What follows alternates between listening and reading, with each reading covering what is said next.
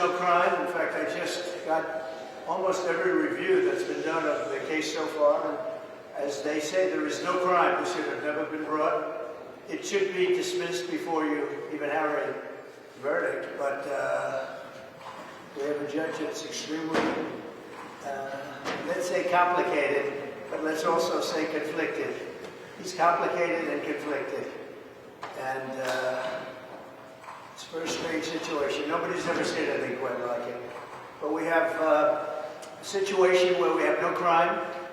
And this next couple of hours is very important because the judge can try and manufacture one where he goes from a misdemeanor, which doesn't exist because of the statute of limitations. Doesn't exist, absolutely.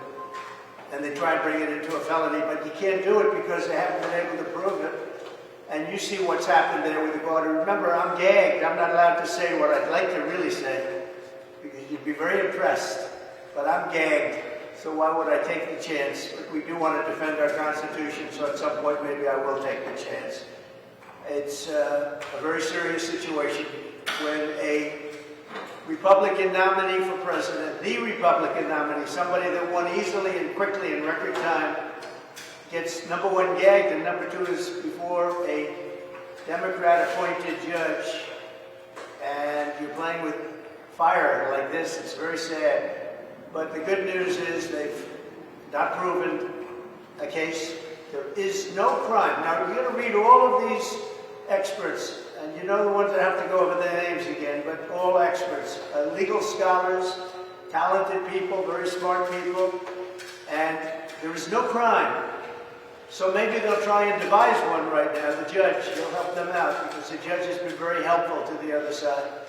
And that should never be in our country. Now, on another note, Biden is releasing 1 million barrels of oil from the Northeast Reserve in a bid to lower prices at the pump just before the election because he's unable to drill properly.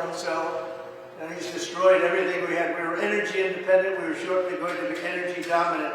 And now he has to go into what's called the strategic reserves to give oil and gasoline essentially for cars so they don't have to go up to $7, $8, $9 a barrel. By the way, if he ever got in again, you would be paying more than $10 a barrel. You better hope he doesn't get elected, those that drive cars. And by the way, and everybody else in our country. So this is a big story, just came out. He's releasing 1 million barrels of oil and the strategic reserves. He's been doing this to keep the prices down, but the prices are now higher than they've been in a long time. They're very high. And so he's trying to stop that because high gasoline prices are not good for elections if you're on his side of it. But nothing he's done has been good for elections. Everything he's done has been very bad for our country.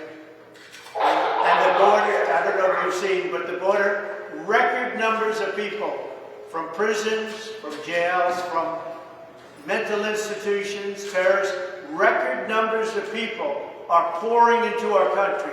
Numbers like we've never seen before are pouring in. We have an incompetent president, and we have to win.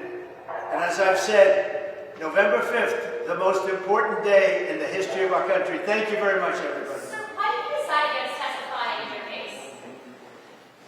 Did you not want to take a stand? Are you nervous about